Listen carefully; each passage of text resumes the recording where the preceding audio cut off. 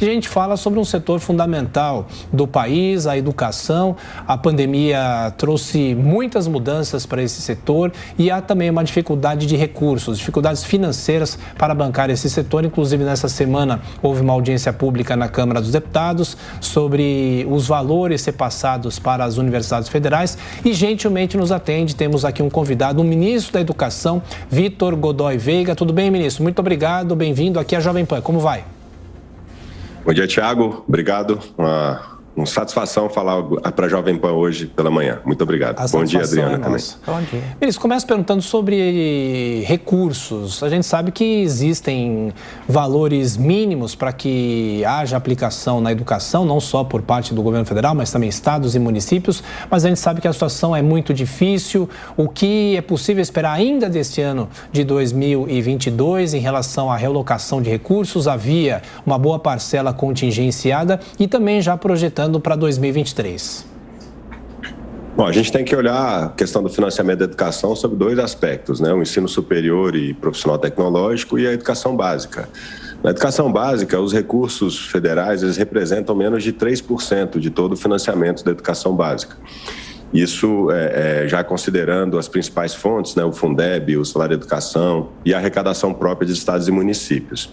No ensino superior, a gente tem um desafio enorme, porque houve uma expansão muito grande da rede desde 2005 e o orçamento, ele, apesar de ser crescente, ele sofre uma pressão muito grande da próprio aumento da folha dos profissionais da educação, que é um crescimento vegetativo, e isso gera, com o teto de gasto, uma pressão nas despesas discricionárias. O que nós temos feito aqui no Ministério da Educação é olhar também aquelas oportunidades de otimização dos recursos. Então, nós fizemos uma série de iniciativas desde 2020 para trazer um pouco mais de qualidade na distribuição desses recursos. Então, por exemplo, o INEP conseguiu, no ano passado, mesmo cumprindo todos os seus objetivos, uma economia de 300 milhões de reais.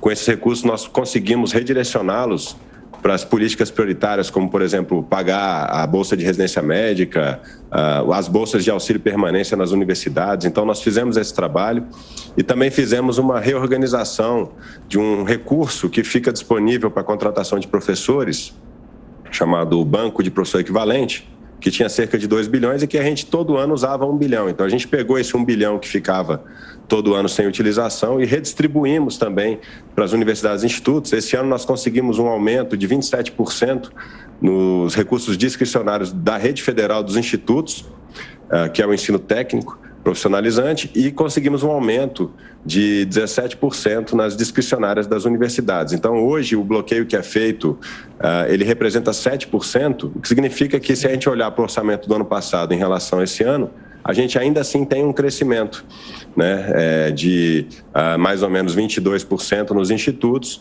e 10% nas universidades. Ministro, agora a pergunta de Cristina Grêmio. Cristina. Ministro, bom dia. Apesar de todo o estrago, digamos assim, feito pelos lockdowns aí na educação, no ensino fundamental especialmente, mas na educação como um todo, a gente vê um trabalho intenso e muito produtivo, com muitos resultados na Secretaria Nacional de Alfabetização, que foi criada no governo Bolsonaro, né? A primeira vez que o governo brasileiro investe em alfabetização. Eu queria que o senhor falasse especificamente sobre um novo teste que foi anunciado aí pelo Ministério da Educação no início de junho, o TIMSS, que vai ser uma nova forma de avaliar a qualidade, né, do aprendizado dos alunos brasileiros. Perfeito, Cristina. A gente tem feito um trabalho muito grande no Ministério de adesão aos exames de avaliações internacionais. A gente já era parte do PISA, bem conhecido, mas nós temos 2 outros exames que são muito importantes, que é o PEARLS, que é de avaliação de proficiência em leitura, que nós fizemos a adesão em 2019, já participamos em 2020. E agora, em outubro de 2021, nós fizemos adesão ao TIMSS. O TIMSS, ele avalia a proficiência em matemática e ciências, né? São mais de 60 países em todo o mundo que participam dessa avaliação. Avalia alunos do 4º e do 8º ano. Um ciclo de 4 anos, a cada 4 anos essa avaliação é realizada. E ele é o principal exame no mundo focado em avaliação no que diz respeito à matemática e ciência. Então, o Brasil, desde 98, ele é membro da IEA, que é a instituição que faz essa avaliação, mas a gente nunca tinha feito essa adesão. Então, é uma adesão importantíssima para a gente ter os dados, né? Se a gente não tiver os dados comparativamente aos outros países, como é que a gente vai, né, propiciar para os nossos gestores públicos insumos para a elaboração de políticas públicas eficientes? O Ministério da Educação tem um histórico muito grande de políticas de transferência de recurso.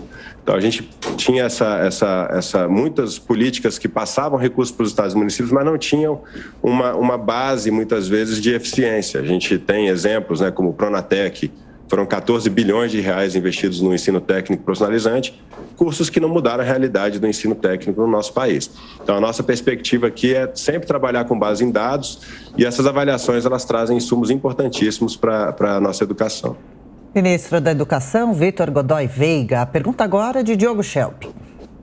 Bom dia, ministro. Ministro, a Folha de São Paulo mostrou numa reportagem hoje que, mesmo num contexto de inflação alta, o governo federal reduziu este ano o repasse de recursos para estados e municípios para a compra de merenda escolar. Isso, obviamente, que estados e municípios complementam esses valores, mas muitos municípios mais pobres dependem exclusivamente desses repasses do governo federal. Inclusive, a gente pode dar um exemplo aqui, na educação infantil, por exemplo, a média é de 50 centavos, 53 centavos por estudante, que é o repasse feito para a alimentação. O que justifica essa redução desses repasses para uma coisa tão importante, principalmente no ano em que as crianças estão voltando totalmente para as aulas depois da pandemia? Diogo, bom dia. Na verdade, não houve uma redução, né? Esse programa, que é o PENAI, ele é um programa que tem previsão de repasse em lei. Então, nós temos 10 parcelas que são repassadas mais ou menos cada uma de 400 milhões de reais para estados e municípios. O que houve, na verdade, foi que o presidente Bolsonaro, em 2020, ele autorizou 2 repasses extraordinários. Né? Nos meses de dezembro e janeiro, a gente não repassa, porque as escolas não estão em funcionamento. Mas esse ano, como teve a pandemia, a gente fez um repasse extraordinário, e isso auxiliou muito, né, as famílias num momento muito difícil, né, da pandemia, com escolas fechadas. Então, isso que, se a gente comparar o ano passado para esse ano, a gente vai ver essa diferença. Mas, na verdade, o que houve foi, em 2020, houve um acréscimo, né? Porque esse repasse, inclusive, a gente não tem nem discricionalidade. Ele está previsto em lei e ele é feito pelo FNDE de acordo com os critérios que são estabelecidos de matrícula para apoiar. E lembrando, né, uma coisa que eu sempre gosto de falar, né? A gente costuma, quando fala de educação básica e fala, por exemplo, nós temos que resolver o problema da conectividade, saneamento nas escolas, as obras paralisadas.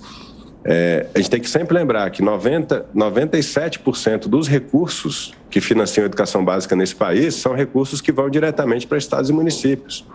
As políticas federais representam 3%. E nesses 3%, quando a gente se debruça, a gente vê situações como essa, né? Por exemplo, 4 bilhões eu tenho obrigatoriamente que passar para a educação, para a alimentação.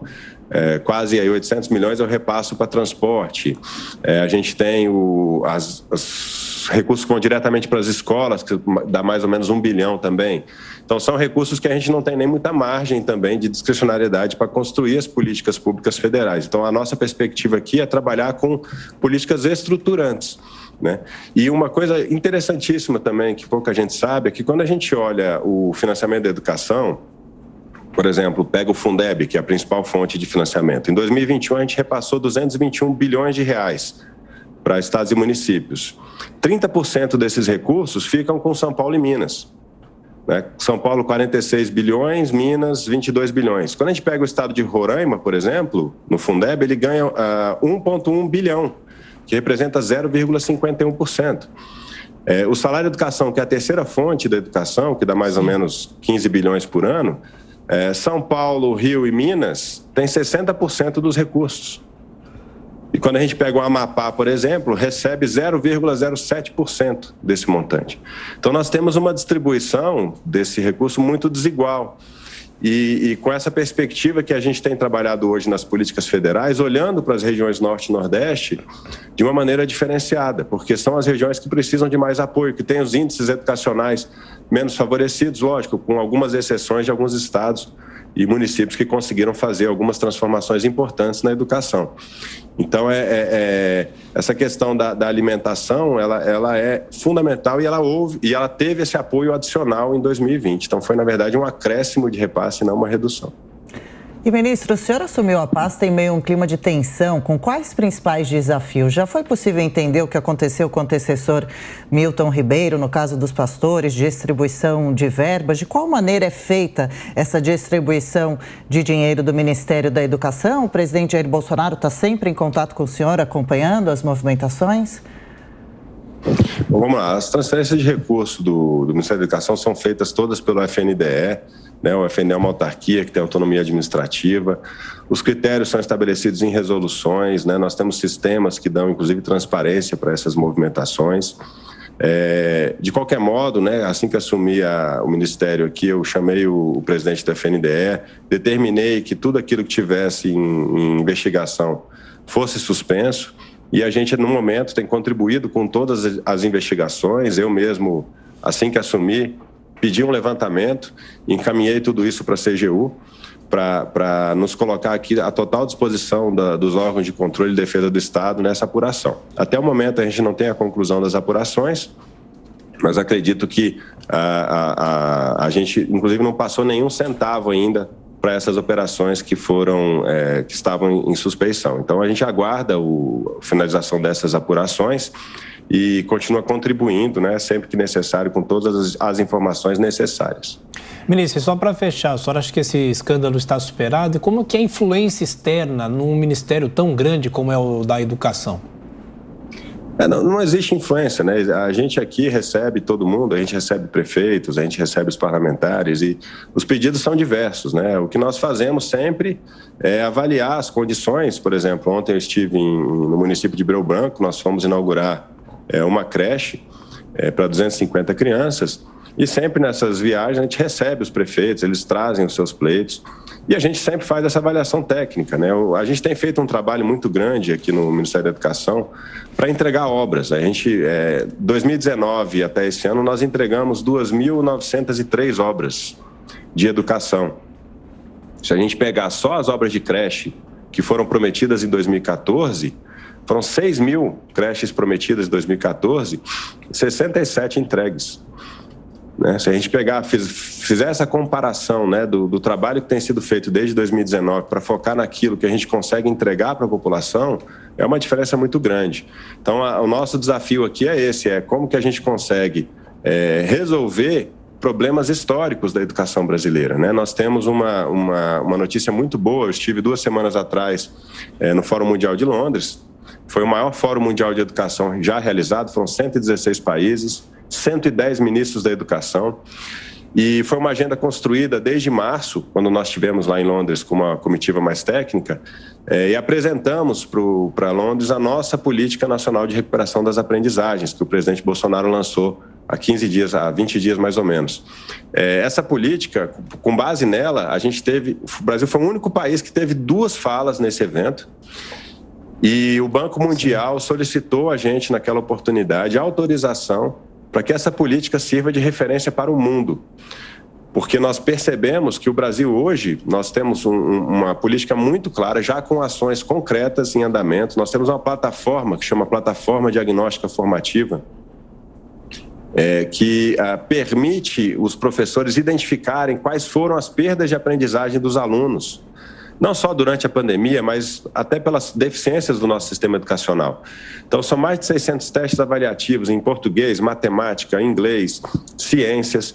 Pega todas as séries da educação básica, desde o primeiro do fundamental até o terceiro do ensino médio. Nós já temos 4,7 milhões de crianças cadastradas, já testamos mais de 4,6 milhões de testes, né? Já fizemos mais de 4,6 milhões de testes. Já temos dados importantíssimos da nossa situação da educação, que pouquíssimos países têm. Vou dar aqui um exemplo do tamanho do desafio. Nós fizemos uma escala de 5 níveis de proficiência, né? Sendo o nível 1 o mais baixo, o nível 5 o mais alto. Nível 5 significa que aquele aluno ele não teve perda, ele está no nível adequado de aprendizagem. Então, São 4 níveis que ele precisa de algum nível de apoio, né? 4 níveis que ele precisa de algum apoio para recuperar. Se a gente pegar a língua portuguesa, Só para que a gente tenha uma ideia. No terceiro ano, a gente está falando de crianças de 8 anos. No terceiro ano, 54% dessas crianças estão no nível de proficiência inicial, ou seja, não estão alfabetizadas. Se a gente pegar no quarto ano, crianças de 9 anos de idade, 44% dessas crianças não estão alfabetizadas. No quinto ano, 20%, uma a cada 5 crianças não está alfabetizada. Em matemática, os dados são ainda mais desafiadores, né? No terceiro ano, 71% das crianças não dominam o nível inicial, as 4 operações básicas da matemática. 71%. Sim. Quarto ano, 66%. E no quinto ano, 50%. Isso aqui mostra, né? Essa foi a faixa etária mais afetada, né? Isso aqui mostra o tamanho do desafio. Então, hoje nós já temos essa plataforma, já está sendo utilizada, já estamos em mais de 2.000 municípios brasileiros. Essa plataforma ela não faz só o diagnóstico, porque muitos países têm o diagnóstico, né? Mas essa plataforma ela vai além. Ela permite o professor agrupar os alunos por nível de conhecimento. Então, se um aluno, por exemplo, quero saber todos os alunos da minha escola que não sabem fração, independente se ele está no terceiro, no quarto, no quinto ano.